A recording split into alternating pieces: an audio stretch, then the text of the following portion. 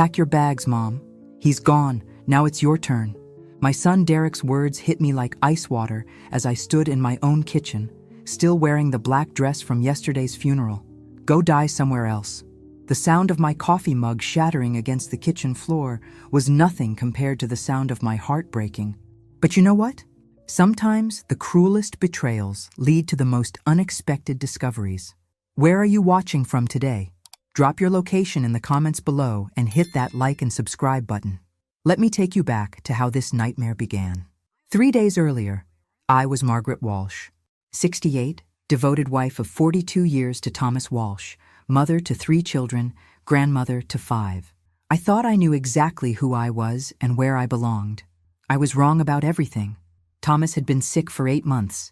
Pancreatic cancer, they called it. I'd spent every single day by his side, holding his hand through chemo, pretending I didn't notice how his wedding ring had become too loose on his finger. The hospital became my second home, and the nurses knew my coffee order by heart. "Mrs. Walsh," Dr. Peterson had said on that final Tuesday morning, "we've made him as comfortable as possible. It's time to call the family."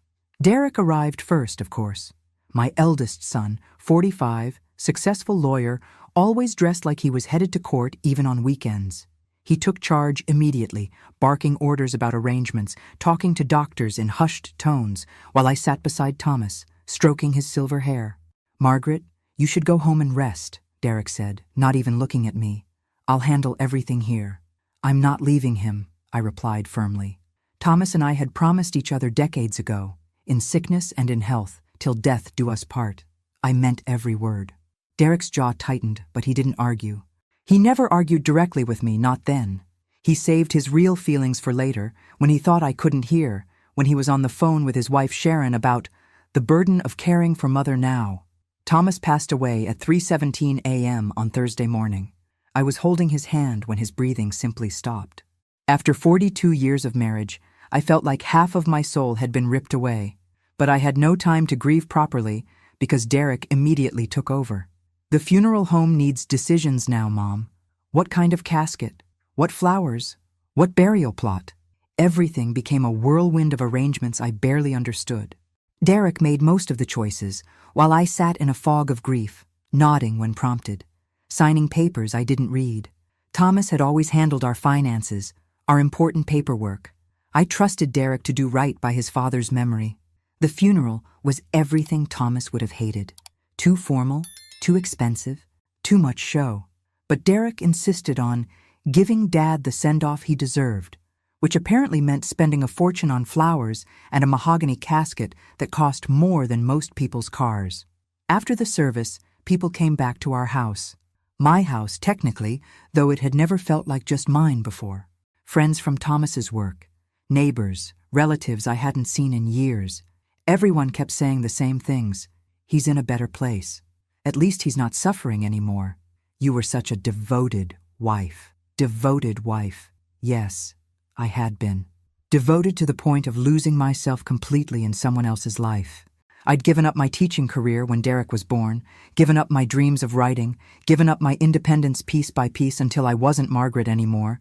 I was just Thomas's wife, Derek's mother, everyone's helper, but nobody's priority.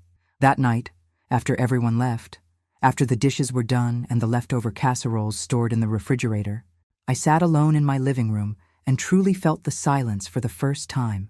Thomas's chair sat empty, still indented from years of him sitting there reading his newspapers. His reading glasses were still on the side table where he'd left them the morning he went to the hospital for the last time. Derek had stayed to help with cleanup, which mostly meant he sat at the kitchen table making phone calls about settling Dad's affairs. I could hear him talking to someone about life insurance policies, about the house, about what needed to be done to get everything in order. "What do you mean the accounts are frozen?" I heard him say sharply into his phone. There has to be a way to access the funds immediately. I should have paid more attention to that conversation. I should have asked questions. But I was drowning in grief, and Derek seemed to have everything under control. He'd always been the responsible one, the one who handled complicated things. The next morning, Friday, Derek arrived at 8 a.m. sharp with coffee and a manila folder thick with papers. "Mom, we need to talk," he said, settling at my kitchen table like he owned it. I poured myself coffee with hands that still trembled slightly. What about, sweetheart? About your future. About what happens now. Something in his tone made me look up. His expression was businesslike, cold in a way I'd never seen directed at me before. I don't understand. Derek opened the folder and pulled out several documents. Dad left some debts, Mom. More than you know.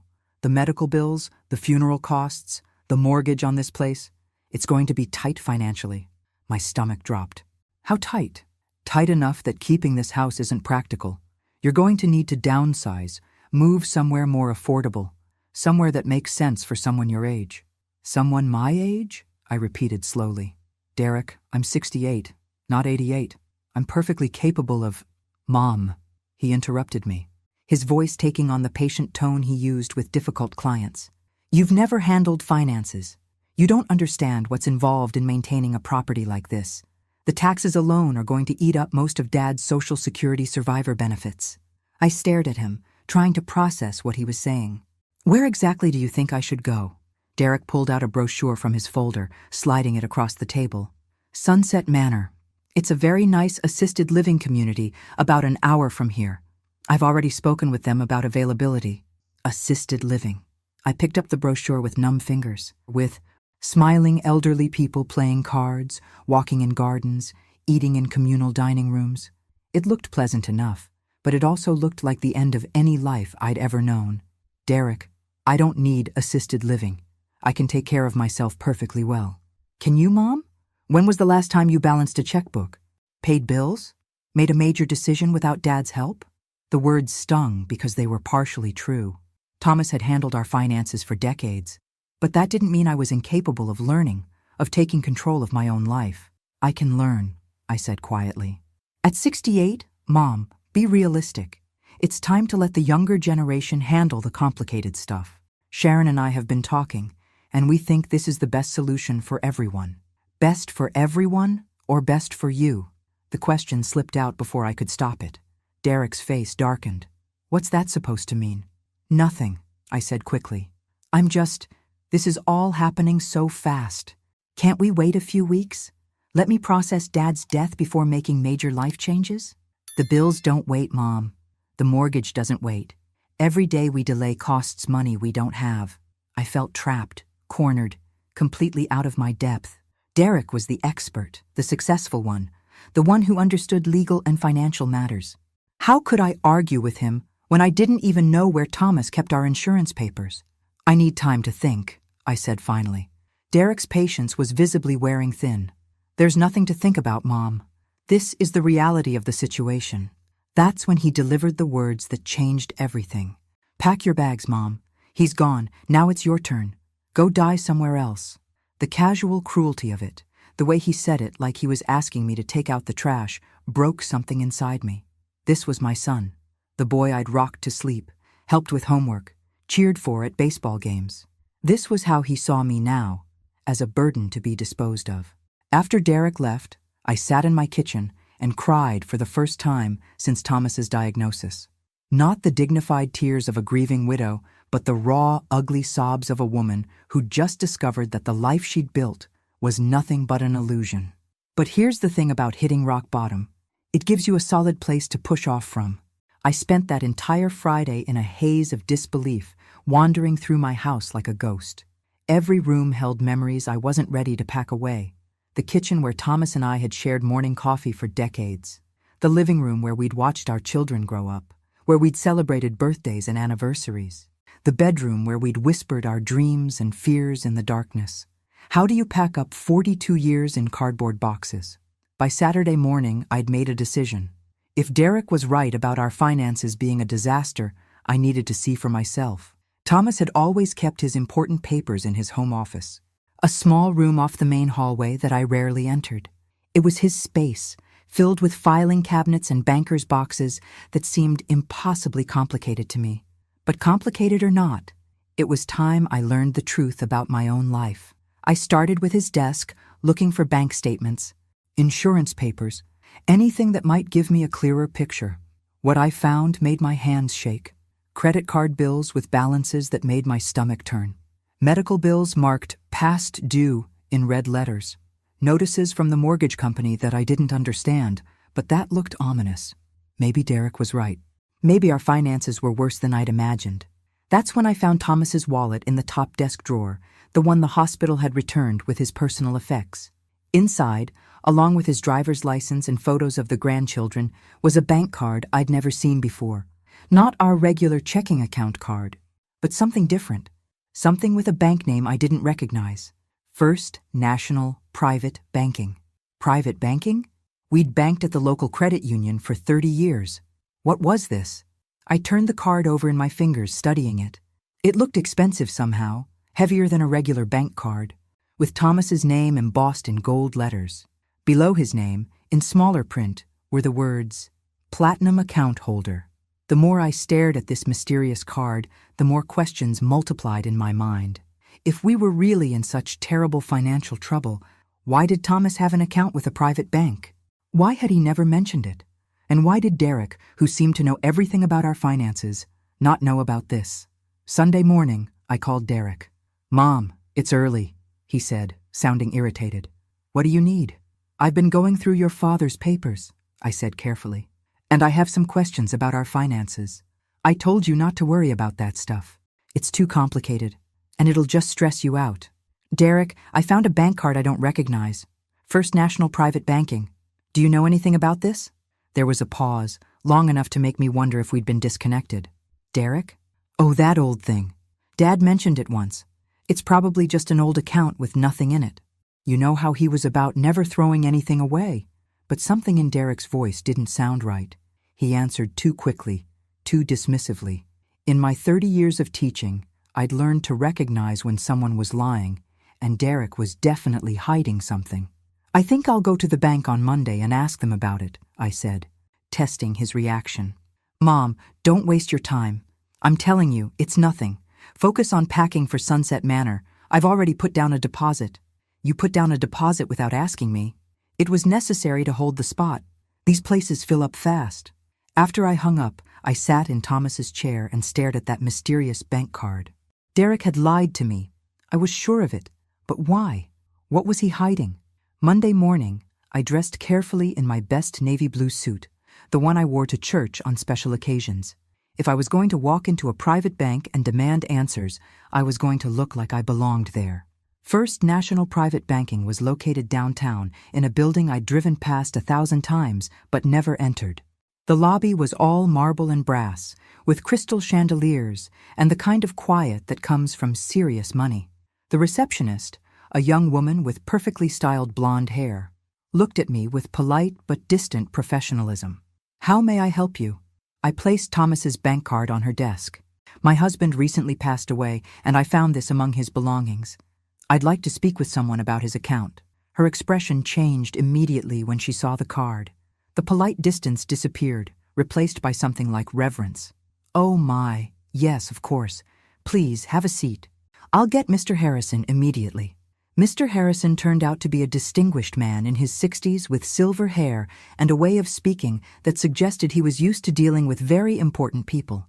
He escorted me to a private office that was larger than my living room, with leather furniture and oil paintings on the walls. "Mrs. Walsh," he said, settling behind his massive wooden desk. "First, please accept my condolences on your husband's passing. Thomas was a valued client for many years." "Many years?" I repeated. "How many years exactly?" Mr. Harrison consulted his computer screen. "Mr. Walsh opened his accounts with us in 1995. Nearly 30 years." My heart started beating faster. "Accounts? Plural?" "Yes, he maintained several accounts with us. Checking, savings, investment portfolios, and a safety deposit box." I felt like the room was spinning. "Mr. Harrison, I think there's been a mistake. My husband and I banked at Riverside Credit Union. We've never had accounts here." He looked at me with genuine sympathy. "Mrs. Walsh, many of our clients prefer to keep their private banking arrangements confidential, even from family members. It's not unusual." "Confidential from family members?" I could barely get the words out. "Are you telling me my husband had secret bank accounts?" "I'm telling you that your husband was a very wealthy man, Mrs. Walsh, and now, as his beneficiary, you are a very wealthy woman." The world stopped. Completely stopped. "I'm sorry. What did you say? Mr. Harrison turned his computer screen toward me, and what I saw made my knees weak. Numbers. Lots of numbers. More numbers than I'd ever imagined having in one place. This can't be right, I whispered, staring at the screen.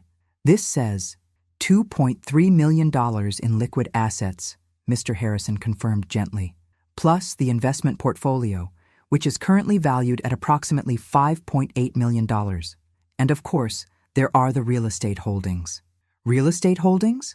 3 rental properties here in town, plus the vacation home in Colorado that your husband purchased last year. I gripped the arms of my leather chair, feeling like I might faint. Mr. Harrison, there's been a terrible mistake. We don't have vacation homes. We don't have millions of dollars. We're in debt. My son says we're broke, Mr.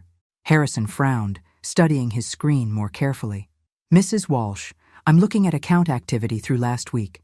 These funds are very real, and they're legally yours now. Your husband listed you as the primary beneficiary on all accounts. But the medical bills, the mortgage, the funeral expenses could easily be paid from petty cash without touching the principal investments, Mr. Harrison said. Mrs. Walsh, would you like me to print out complete account statements so you can review everything in detail? I nodded, not trusting my voice. While we waited for the printer, my mind raced. If Thomas had millions of dollars, why had Derek been so insistent that we were broke? Why had he rushed me toward assisted living? Why had he already put down a deposit on Sunset Manor without even discussing it with me?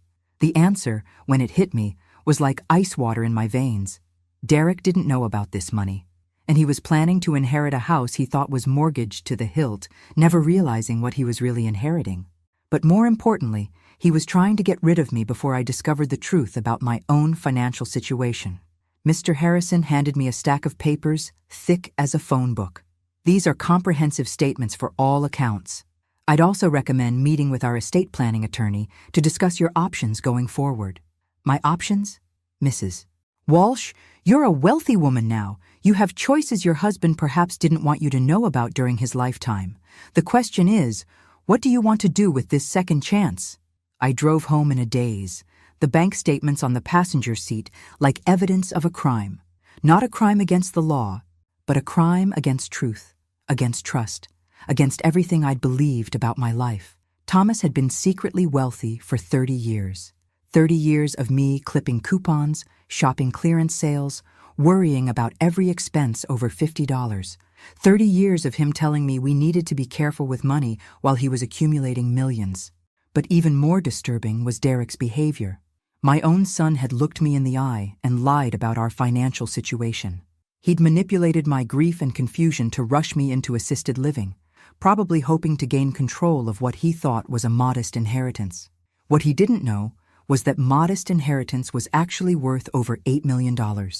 And what Derek definitely didn't know was that his mother was about to stop being the helpless widow who needed taking care of. I pulled into my driveway and sat for a moment, looking at the house Thomas and I had shared for so long. It wasn't just my home anymore. It was my choice to keep or sell. My decision to make. For the first time since Thomas's death, I smiled. A real smile. My son wanted me to go die somewhere else? Well, Derek was about to learn that his mother wasn't nearly as helpless as he thought, and she definitely wasn't going anywhere. I spent Monday evening spread out on Thomas's office floor with bank statements scattered around me like pieces of a puzzle. Every page revealed another secret, another lie of omission that made my head spin. Real estate investments in Denver, stock portfolios I'd never heard of, a trust fund that had been quietly growing for decades. But what really made my blood boil was the pattern I discovered. Every major decision Thomas had made, every investment, every property purchase, every financial move had been discussed with Derek. The bank records showed regular calls between Thomas and Derek Walsh, financial advisor, dating back 5 years. Derek hadn't just known about the money. He'd been helping Thomas manage it while lying to my face about being broke. My phone rang at exactly 7 a.m. Tuesday morning. Derek, right on schedule. Mom, I need you to sign some papers today for the Sunset Manor deposit and to get the utilities transferred out of your name. I cradled the phone against my shoulder while I sipped my coffee, surrounded by evidence of my family's deception. Actually, Derek, I've been thinking. I'm not ready to move yet. Mom, We've been through this. You don't have a choice. The financial situation is complicated? Yes, you keep saying that. I kept my voice pleasant, conversational. In fact, it's so complicated that I decided to educate myself. I went to a bank yesterday. Dead silence. Derek? Are you there? Which bank? His voice was tight, controlled. First National Private Banking. Lovely people. Very helpful. Another pause, longer this time. I could practically hear him calculating, trying to figure out how much I knew and how much damage control he needed to do. Mom, those accounts are... It's not what you think. Really? Because what I think is that my husband secretly accumulated over $8 million while letting me believe we were barely getting by. And what I think is that you've known about this money for years while telling me I need to sell my house and move into assisted living because we're broke. It's more complicated than that. Stop.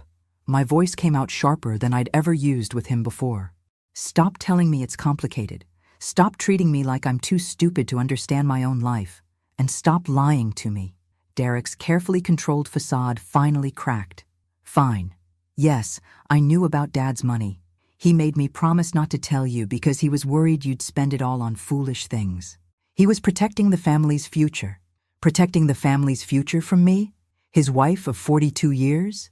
Mom, you have no experience with large sums of money. Dad was afraid you'd make emotional decisions, give it all away to charity or fall for scams. He was looking out for you. I almost laughed at the audacity. He was looking out for me by letting me worry about every grocery bill while he had millions in the bank. He was protecting me by keeping me ignorant of my own financial security. Yes, exactly. You've always been too trusting, too generous. Dad knew you'd want to help everyone, give money to the church, pay for the grandchildren's college, donate to every sob story that crossed your path. He was preserving the wealth for the family's real needs. The family's real needs, I see. And I suppose those real needs don't include the actual widow who lived with him for 4 decades? Derek's voice turned cold, businesslike. Mom, you're being emotional. This is exactly why Dad made these decisions. You're proving his point. Emotional. There it was.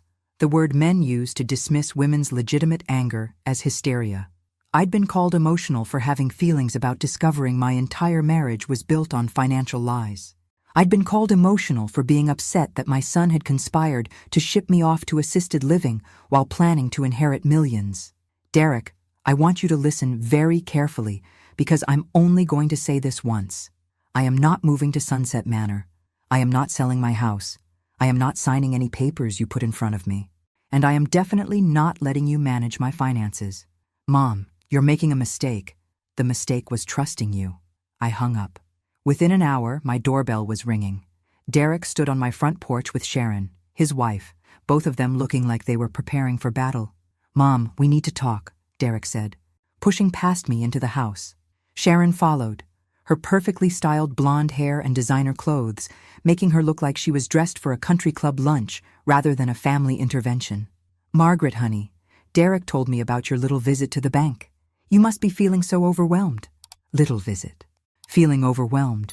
The condescension was so thick I could have cut it with a knife. Actually, Sharon, I'm feeling quite clear-headed for the first time in months. Derek had positioned himself in Thomas's favorite chair, a not-so-subtle power play that made me bristle. Mom, let's be realistic. You've never handled finances. You don't understand investment strategies or estate planning. This money needs professional management. You're absolutely right, I said, settling into my own chair across from them. It does need professional management. I'm meeting with a financial advisor tomorrow morning. Good, Sharon clapped her hands together. Derek can recommend several excellent... Not Derek. The temperature in the room dropped 10 degrees. Mom? Derek's voice carried a warning tone I'd never heard before. Don't be foolish. Family takes care of family. You can trust me to do what's best. Can I? Because from where I sit, it looks like you've been planning to do what's best for Derek. Not what's best for me. Sharon jumped in with her sugary sweet voice. Margaret, that's not fair. Derek has spent countless hours dealing with your father's affairs, managing all the complicated legal issues. He's been protecting you from stress and paperwork. You wouldn't understand. Protecting me from stress by lying about our finances and trying to force me into assisted living? It's not assisted living. It's an active senior community, Sharon corrected. They have wonderful programs, social activities. You'd make friends your own age. Friends my own age? I repeated slowly. What's wrong with the friends I have now? Derek leaned forward, his patience clearly exhausted. Mom, face facts. Your social circle is dying off. Mrs. Peterson next door can barely drive anymore. Your book club is down to 3 members. You're going to end up isolated and lonely in this big house. So your solution is to isolate me from everything familiar and dump me in an institution? It's not an institution, it's... I know what it is. I stood up, suddenly tired of this conversation. It's convenient. For you. You get to feel like the dutiful son who took care of his mother's future while avoiding the inconvenience of actually taking care of his mother. Derek's face flushed red. That's not true, isn't it? When was the last time you called me just to check how I was doing? When was the last time you visited when you didn't need something? When was the last time you treated me like a person instead of a problem to be solved? Sharon tried to play peacekeeper. Margaret, you're grieving. You're not thinking clearly. Give yourself time to process everything before making rash decisions. I've had plenty of time to process. Sharon, I've processed 30 years of financial lies. I've processed my son's plan to warehouse me in assisted living. I've processed the fact that my own family sees me as a burden instead of a human being. Nobody sees you as a burden, Derek said, but his voice lacked conviction. Really? Then prove it. Apologize for lying about our finances. Admit that you were wrong to try to force me into Sunset Manor. Promise that from now on, you'll treat me as an equal partner in decisions about my own life. Derek and Sharon exchanged glances. The silence stretched on until it became an answer in itself. I thought so. I walked to the front door and held it open. I think you should leave now. Mom, you're making a huge mistake, Derek said as he stood up. You're going to regret this. The only thing I regret is not standing up for myself sooner. After they left, I poured myself a glass of Thomas's expensive wine. Wine I'd never been allowed to touch because it was too good for everyday drinking, and sat in his office surrounded by the evidence of our secret wealth. Tomorrow, I would start taking control of my own life. Tonight, I would toast the end of being anyone's convenient victim. I raised my glass to Thomas's empty chair. Here's to secrets, darling. Yours are finally out, and mine are just beginning. For the first time in my adult life, I was rich, independent, and completely free to make my own choices. Derek was right about one thing. I was definitely going to make some decisions he wouldn't like. Wednesday morning found me in a coffee shop downtown, waiting for Victoria Chen, the financial advisor I'd found through an online search specifically for advisors who specialized in helping women manage sudden wealth. I'd deliberately chosen someone Derek wouldn't know, someone who had no connection to his professional network. Victoria arrived precisely on time, a sharp-looking woman in her 40s with intelligent eyes and a firm handshake. Mrs. Walsh, I'm sorry for your loss. I understand you've recently discovered some unexpected assets. I slid a folder across the table containing copies of all the bank statements. That's putting it mildly. She reviewed the documents with professional calm, though I caught her eyebrows rise slightly at some of the numbers. This is indeed substantial. And you were completely unaware of these holdings? Completely. My husband managed all our finances for 42 years. I thought we banked at the local credit union and lived paycheck to paycheck. Victoria closed the folder and looked at me directly. Mrs. Walsh, what do you want to do with this money? It was such a simple question, but nobody had asked me that before. Derek had told me what he thought I should do. Thomas had made decisions without consulting me, but nobody had simply asked what I wanted. I want to understand it first, I said. I want to know how much is really there, what my options are, and what kind of life this money can give me. Fair enough. Let's start with the basics. Victoria pulled out a legal pad. You have roughly $2.3 million in liquid assets, savings and checking accounts that you can access immediately. The investment portfolio is worth about $5.8 million, but that's subject to market fluctuations. The real estate holdings need to be appraised, but based on current market values, you're looking at approximately $9 to $10 million total. $9 to $10 million. Even hearing it a second time made my head spin. What kind of annual income would that generate? Conservatively managed, About 300 to 400,000 per year without touching the principal. More aggressively invested could yield higher returns, but with greater risk. 300,000 per year. That was more than Thomas and I had ever made combined during our highest earning years. Mrs. Walsh, may I ask what prompted this financial discovery? You mentioned your son in our phone conversation. I told her the whole story. Derek's lies about being broke, the pressure to move to assisted living, the discovery of the secret accounts, Derek's admission that he'd known all along. Victoria listened without interruption, taking notes. When I finished, she sat back in her chair with a thoughtful expression. Mrs. Walsh, I've worked with several women in similar situations. Wives who discovered their husbands had been controlling their access to their own financial security. The pattern is unfortunately common. So, Thomas wasn't protecting me from making foolish decisions? Thomas was protecting his control. There's a difference. Victoria's voice was gentle but firm. Controlling access to financial information is a form of financial abuse, even when it's done by well-meaning husbands who think they know best. Financial abuse. I'd never thought of it that way, but the term fit. Thomas had deliberately kept me ignorant and dependent while accumulating wealth that was legally half mine. As for your son, Victoria continued, his behavior suggests he was planning to inherit your estate while positioning himself as your financial guardian. It's a common scenario when family members assume older women can't manage money. What would you advise me to do? First, secure your assets. Change all passwords, establish new accounts in your name only, and revoke any powers of attorney your son might have. Second, take time to learn about your investments before making any major decisions. Third, decide what kind of life you want to live now that you have the freedom to choose. That afternoon, I met with the estate planning attorney Victoria had recommended, James Morrison. His office was in the same building as Derek's law firm, which gave me a small thrill of satisfaction. Derek might run into me in the elevator and wonder what I was up to. Mrs. Walsh, Mr. Morrison said after reviewing my situation, your husband's estate planning was interesting. He set up the accounts to bypass probate, which means you inherited everything immediately without court oversight. But he also structured things in a way that would have given your son significant control if you had remained unaware of the full assets. How so? Your house, for instance, is titled in a way that would have automatically transferred to your son upon your death. If you had moved to assisted living as he suggested, he would have inherited your most valuable asset while you were still alive. My mouth fell open. Are you saying Derek was trying to steal my house? I'm saying your son positioned himself to inherit your estate while you paid for expensive assisted living out of the resources you didn't know you had. It's legally questionable, but not technically illegal since you would have signed the papers voluntarily. But I would have signed them under false pretenses based on lies about our financial situation. Exactly. Which is why I strongly recommend we restructure everything immediately. We spent 2 hours drafting new documents.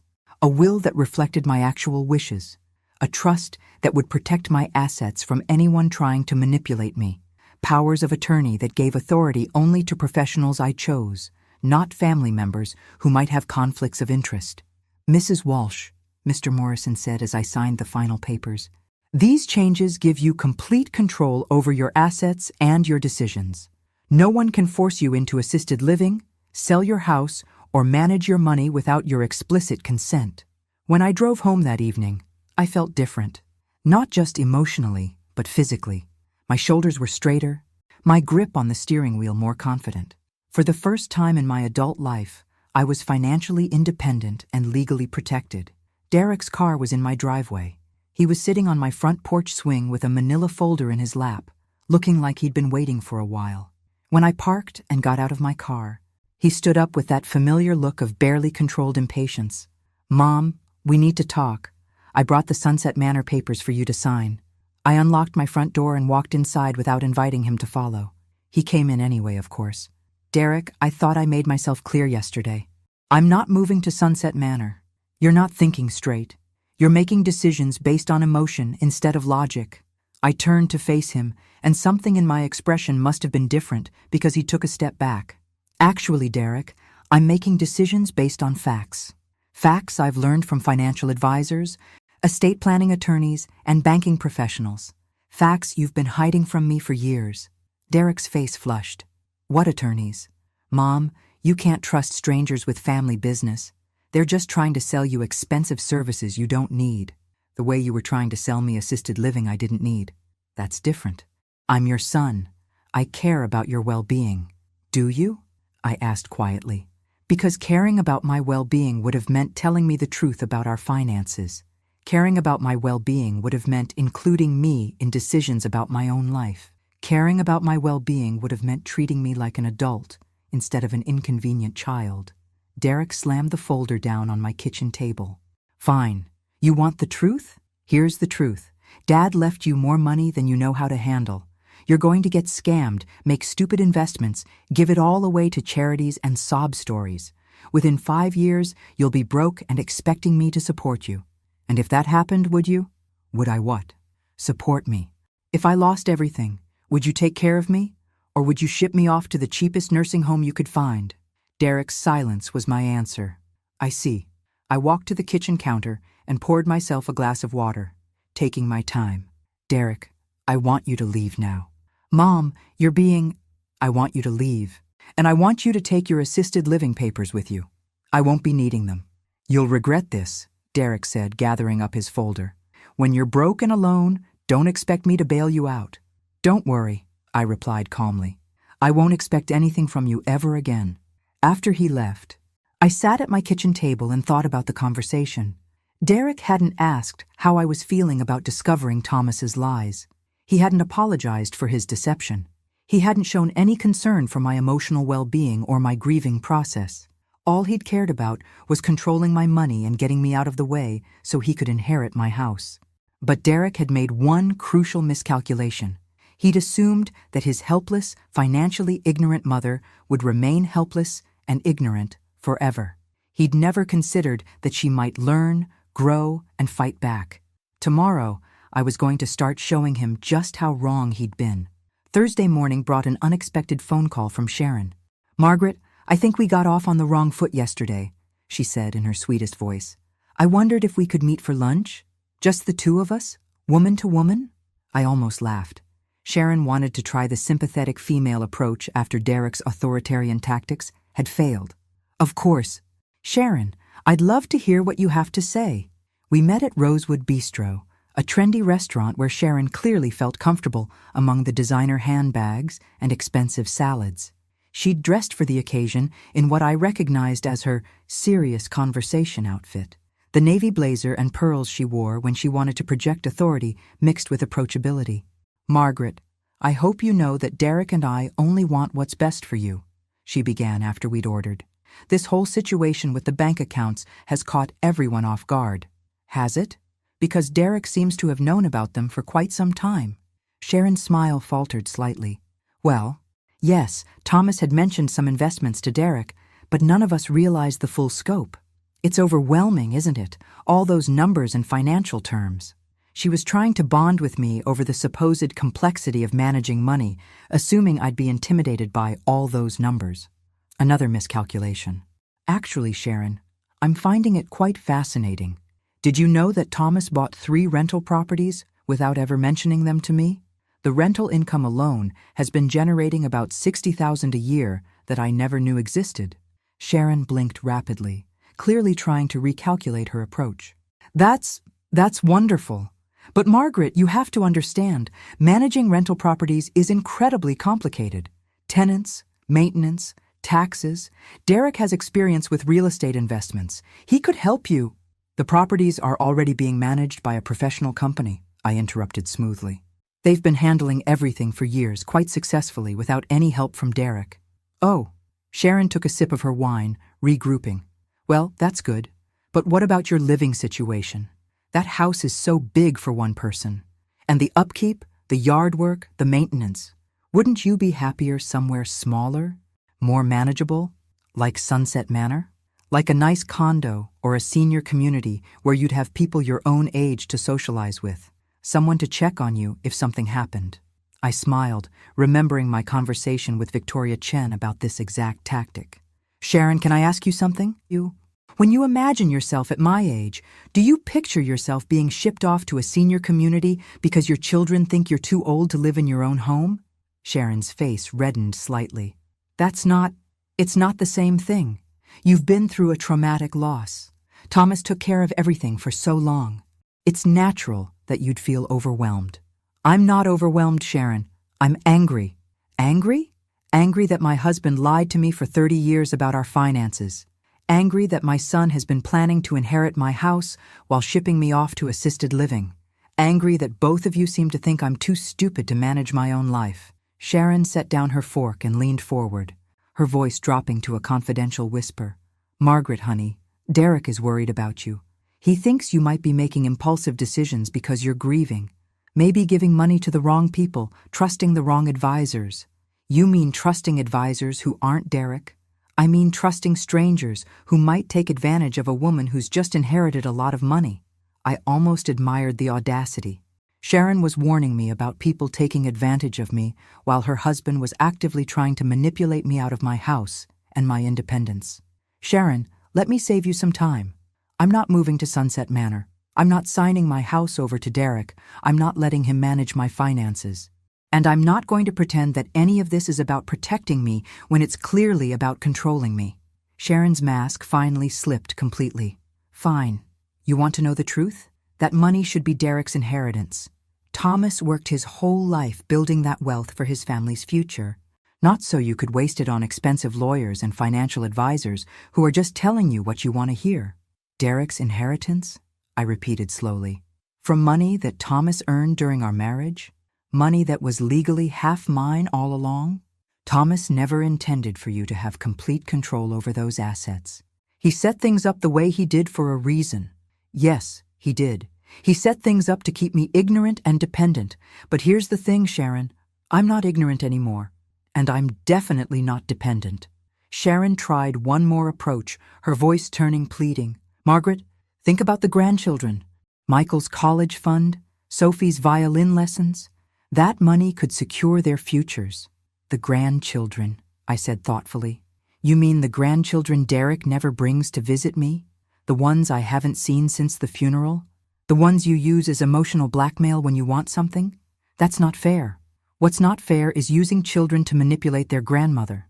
What's not fair is trying to convince a grieving woman that she's too incompetent to live in her own home. What's not fair is lying about finances to force someone into assisted living. I stood up, pulling out my wallet. Lunch is on me, Sharon. It's the least I can do for someone who's about to learn that treating people with respect actually matters. That evening, I called my sister Linda in Portland, something I realized I hadn't done in months. Thomas had never liked me running up the phone bill with long-distance calls, so I'd gotten into the habit of keeping conversations short. Margaret, Linda's voice was warm and surprised. How are you holding up? I've been thinking about you constantly since the funeral. I told her everything. Thomas's secret accounts, Derek's lies, the assisted living manipulation, my meetings with financial advisors and attorneys. Linda listened without interrupting, occasionally making small sounds of outrage. That son of a bitch, she said when I finished. Both of them. Thomas for lying to you all those years, and Derek for trying to take advantage of your grief. Linda, language, I said automatically, then caught myself. Actually, no, you're right. They were both sons of bitches. Linda laughed. There's my sister. I was wondering where she'd gone. Margaret, you know what you need to do now? What? You need to live. Really live. You've got more money than you'll ever spend and complete freedom for the first time in your adult life. What do you want to do with it? I looked around my house, really seeing it for the first time in years. Thomas's chair, his books, his carefully controlled environment where nothing was ever moved or changed. His house, his rules, his decisions. I want to travel, I said suddenly. I've never been anywhere except family vacations Thomas planned. I want to see Italy, Paris, maybe take a cruise. Do it. I want to learn things. Take classes, read books Thomas thought were foolish, maybe even go back to school. Do it. I want to help people. Real people with real needs, not Derek's fictional grandchildren's college funds. Margaret, do you hear yourself? You sound like you're planning to actually live instead of just existing. After I hung up with Linda, I sat in Thomas's office, my office now, and opened my laptop. I'd been thinking about this conversation for days, but Linda's words had crystallized something important. I started typing, "Derek, by the time you read this, I will have transferred the house deed into a trust that you cannot access. I've also changed my will to reflect my actual wishes rather than your assumptions about your inheritance. You were right about one thing. I am going to make some decisions you won't like. I'm going to travel, learn, give money to causes I care about, and live my life exactly as I choose. I'm going to trust my own judgment instead of deferring to men who think they know better. You said I'd regret standing up for myself. You were wrong. The only thing I regret is not doing it sooner. If you ever decide to treat me like a human being instead of a burden, you know where to find me. Until then, don't bother calling. Your financially independent mother, Margaret." I printed the letter and sealed it in an envelope. Tomorrow, I would mail it. Then I would book a trip to Italy and start planning the rest of my life. Derek had been wrong about something else, too. I wasn't emotional. I was strategic. I was determined. And I was just getting started. My son had wanted me to go die somewhere else. Well, I was going to disappoint him. I was going to live, loudly and completely, right here where he couldn't ignore me. And I was going to enjoy every minute of it. 3 months later, I was sipping espresso in a cafe overlooking the Amalfi Coast when my phone buzzed with yet another call from Derek. I let it go to voicemail, just like I had with the previous 47 calls over the past 12 weeks. Italy was everything I'd dreamed and more. The art, the food, the way the morning light painted the Mediterranean in shades of gold and turquoise. I'd enrolled in a cooking class in Tuscany, learned to paint watercolors in Rome, and discovered that I had a natural talent for languages. Who knew? Certainly not the woman who'd spent 40 years believing she was too old to learn new things. "Signora Margaret," called Giuseppe, the cafe owner who'd become my friend. "You look happy today." Every day, Giuseppe. Every single day. And it was true. For the first time in my adult life, I woke up each morning wondering what I wanted to do instead of what I needed to do for someone else. The freedom was intoxicating. My phone buzzed again. This time it was a text from Sharon. "Margaret, Derek is very worried about you. Please call him." I typed back, "Derek is worried about my money, not me. There's a difference." 20 minutes later, another text. "The children miss their grandmother." I almost laughed. "Tell the children they can visit me in Italy. I'd love to show them the Colosseum." No response to that one. The truth was, I'd been sending the grandchildren postcards from every city I visited, along with care packages of Italian chocolates and small gifts. Not once had Derek allowed them to call and thank me. He was using them as weapons, but he'd forgotten that weapons can be taken away from people who don't know how to handle them properly. That evening, back in my lovely hotel room in Positano, I video-called Linda. "You look amazing," she said immediately.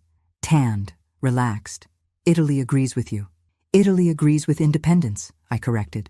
"Though the food doesn't hurt. Any word from Derek?" Daily calls I don't answer and increasingly desperate texts from Sharon.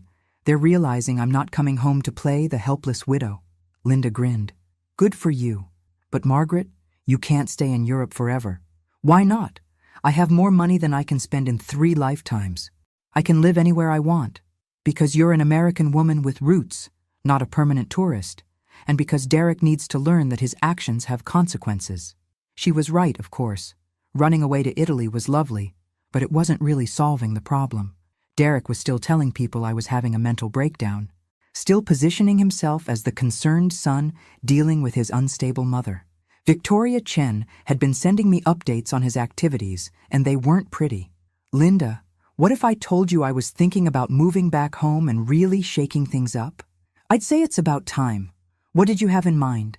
"Well," I said, settling back against my pillows with a glass of Chianti, "I've been thinking about what this town really needs, and what Derek really deserves." The next morning, I booked my flight home. 2 weeks later, I was back in my own house. But everything had changed. Not the house itself. That was exactly the same. I was what had changed.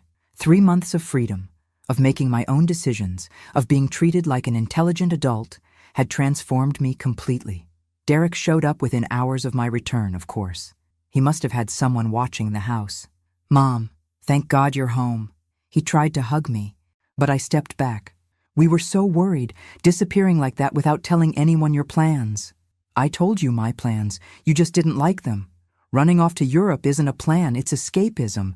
You can't solve your problems by running away from them.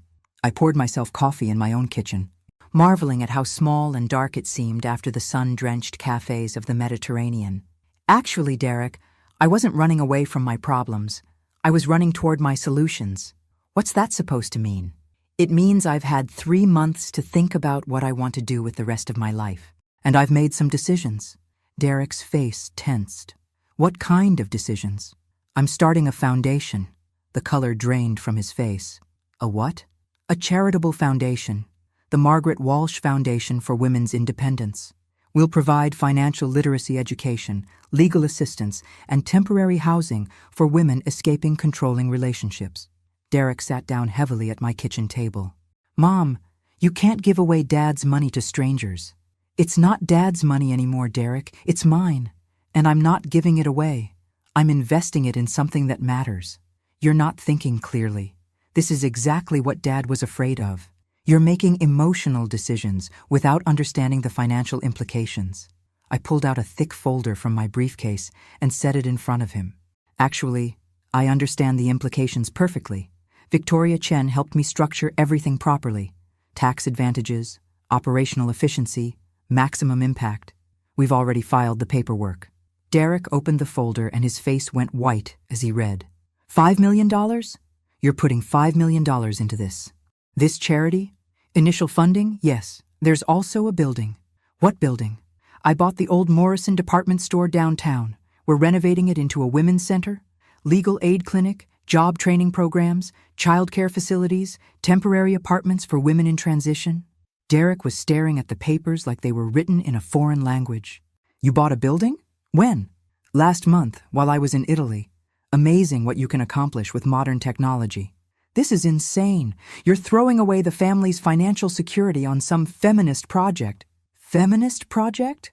I interrupted, my voice sharp enough to cut glass. Derek, helping women escape financial abuse is a feminist project, the same way helping people escape burning buildings is a fire safety project. It's basic human decency. But $5 million, Mom. That's Michael and Sophie's college money. That's our family's future. There it was again. Our family's money. Michael and Sophie's inheritance. As if I were merely the temporary custodian of wealth that rightfully belonged to Derek and his children. Derek, let me explain something to you. Michael is 8 years old. Sophie is 6. By the time they're ready for college, the foundation will have helped hundreds of women rebuild their lives. The remaining $3 million in my portfolio will still be earning income.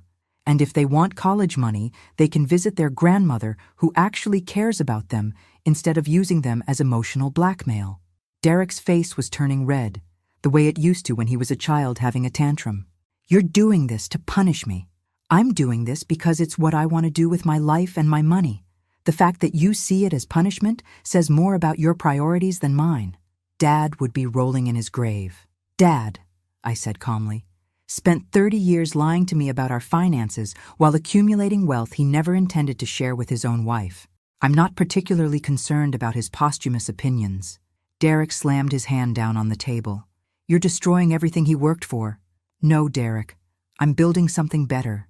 That's when the doorbell rang. Through the front window, I could see a sheriff's deputy standing on my porch with papers in his hand. Derek and I looked at each other, both wondering who could be getting served with legal papers. Turns out, it was Derek. The deputy handed him a thick envelope and explained that he was being served with a lawsuit from the state attorney general's office regarding misappropriation of client funds from his law practice. Derek's face went ashen as he read the papers. His hands were shaking. Mom, This is what, Derek? It's a misunderstanding, a bookkeeping error. The money was just borrowed temporarily to cover some cash flow issues. Borrowed from client accounts? It's not what it looks like. I was planning to pay it back as soon as Dad's estate was settled. I thought the inheritance would cover everything. And there it was. The truth, finally. Derek hadn't been trying to protect me from financial decisions. He'd been trying to access my inheritance to cover his own financial crimes. How much money are we talking about, Derek? It's complicated. How much? $800,000. I stared at my son, my successful lawyer son who'd spent months lecturing me about financial responsibility, and realized he'd been planning to steal my inheritance to cover his embezzlement. "Get out of my house," I said quietly. "Mom, please, I can explain." "Get out of my house, Derek, and don't come back." After he left, I sat in my kitchen and laughed until I cried. Derek had spent so much time trying to convince me I was too incompetent to manage money while he was literally stealing from his clients. The irony was too perfect to be accidental. Sometimes the universe has a sense of humor about justice. The scandal broke in the local newspaper 3 days later. Prominent attorney under investigation for client fund misappropriation. Derek's mugshot was on the front page, looking haggard and defeated. I was having coffee with my neighbor, Mrs. Peterson, when she brought me the paper. "Oh my goodness, Margaret," she said, her eyes wide with shock. "Did you know about this?" "I found out the same time you did, Helen, when the deputy served him papers in my kitchen. But surely you'll help him. He's your son, and you have all that money now." I set down my coffee cup carefully. This was the conversation I'd been expecting, the one where people assumed I'd bail Derek out because that's what mothers do. "Helen, if your son stole money from people who trusted him, would you reward that behavior by giving him more money to steal?" "Well, no, but family is family. Family doesn't steal from clients and then try to steal their mother's inheritance to cover it up." Mrs. Peterson looked confused. "What do you mean?" I told her the whole story. Derek's lies about our finances, his attempt to force me into assisted living, his plan to inherit my house while I paid for expensive care with money I didn't know I had. "So you see," I concluded, "Derek wasn't protecting me from bad financial decisions. He was making bad financial decisions and planning to use my money to fix them." "My goodness," Mrs. Peterson murmured. "I had no idea. Most people didn't. Derek is very good at managing his image." That afternoon, Sharon showed up at my door. She looked terrible. Hair disheveled, makeup smeared, clothes wrinkled like she'd been wearing them for days. "Margaret, please," she said before I could even say hello. "Derek needs help. The legal fees alone are going to bankrupt us. Come in, Sharon." I led her to the living room, noting how she looked around at my house like she was calculating its value. "Derek made mistakes," she continued, perching on the edge of my sofa. "But he's not a criminal. He was just trying to keep his practice afloat during a difficult time by stealing $800,000 from client accounts. It wasn't stealing. It was borrowing. He was going to pay it back. With my inheritance money." Sharon's composure cracked. "Margaret, we're going to lose everything. The house, the kids' school, Derek's practice, everything we've worked for. And what do you want me to do about that? Help us. Loan us the money to pay back the clients. Derek can rebuild his practice, pay you back with interest." I studied Sharon's face, seeing the desperation she was trying to hide. "Sharon, let me ask you something.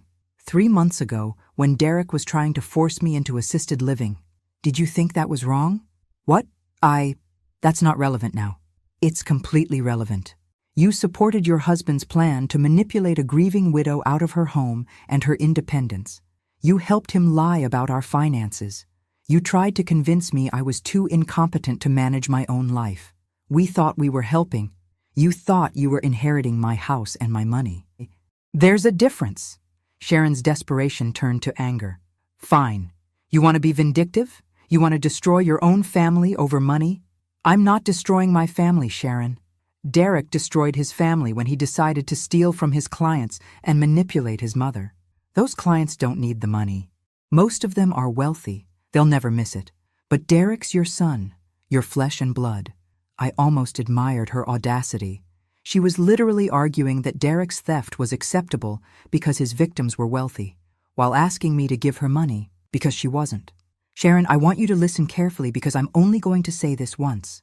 I will not give Derek money to cover his crimes. I will not mortgage my future to enable his irresponsibility. And I will not pretend that stealing is acceptable because the victims can afford it.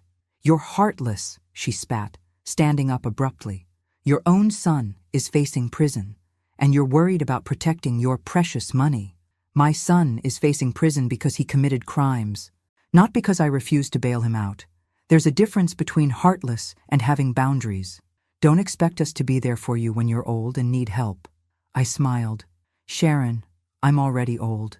And the last thing I need is help from people who think manipulation is love and theft is acceptable if it benefits the family. After she left, I called Victoria Chen to update her on Derek's legal troubles. I'm not surprised, Victoria said. Men who try to control their female relatives' finances often have problems managing their own money. It's about power, not competence. Should I be worried about him trying to access my accounts somehow? All your assets are protected now. He has no legal standing to touch anything. But Margaret, I should warn you. Desperate people do desperate things. Make sure your home security is updated. That evening, I had new locks installed and a security system activated. I thought Derek's manipulation was the worst he could do. I was about to learn how wrong I was. The break-in happened on a Tuesday night in November. I'd been home from Italy for 6 weeks, and Derek's legal troubles were getting worse. His law license had been suspended. The state bar was pursuing criminal charges, and several clients had filed civil lawsuits. I was awakened at 2 a.m. by the sound of glass breaking downstairs. My first thought was that a tree branch had fallen through a window. We'd been having severe storms all week. Then I heard footsteps. I grabbed my phone and dialed 911 while creeping toward my bedroom door to listen. 2 voices, both male, moving through my house like they knew the layout. Office is down the hall. Safe should be behind the painting. They were looking for something specific. They knew about Thomas's old office, knew about the safe he'd installed behind his Civil War painting. 911, what's your emergency? This is Margaret Walsh at 247 Elm Street, I whispered into the phone. Someone has broken into my house. Are you safe? Can you get to a secure location? I'm upstairs in my bedroom with the door locked. Officers are on their way. Stay on the line with me. I could hear them downstairs, drawers being opened, furniture being moved, the safe door creaking open. Whoever was down there knew exactly where to look and how to open Thomas's safe. Then I heard a voice that made my blood run cold. It's not here. The papers aren't here. Derek. My own son had broken into my house in the middle of the night. Check the file cabinets, said another voice, one I didn't recognize. They spent 20 minutes searching Thomas's office while I sat in my bedroom, phone clutched in my hand, listening to my son commit another felony in my house. Police sirens finally wailed in the distance, getting closer. I heard rapid footsteps, then the back door slamming. Ma'am, this is Officer Rodriguez. Police are on scene. Are you injured? No, I'm fine. They ran when they heard the sirens. It took 2 hours to process the scene. The police dusted for fingerprints, photographed the damage, took my statement. They found crowbar marks on the back door and glass from the kitchen window scattered across the floor. Mrs. Walsh, Officer Rodriguez said as they finished up, you said you recognized one of the voices. Are you certain it was your son? Absolutely certain. I've been listening to Derek's voice for 45 years.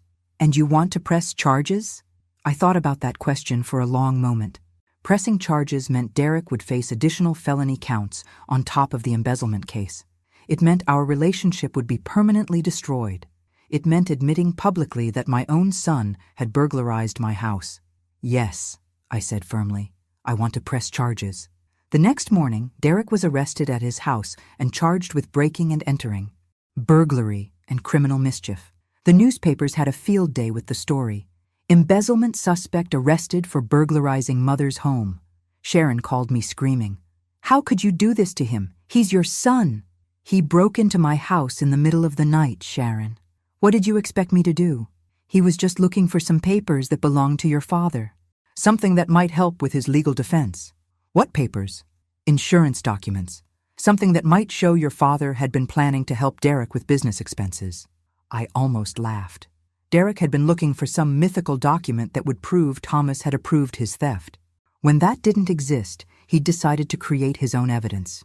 Sharon, there are no papers that would justify stealing $800,000 from client accounts. You don't understand the pressure he's been under.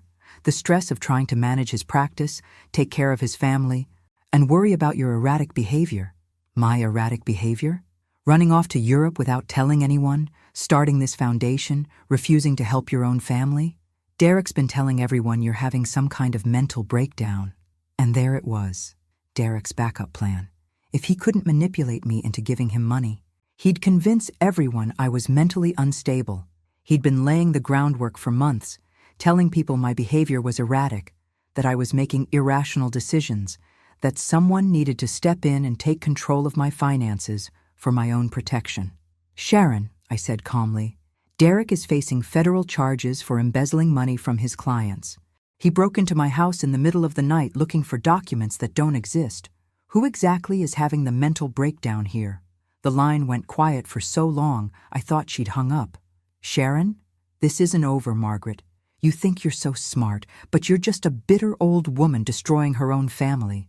And you're an enabler married to a criminal. I guess we both have our roles to play."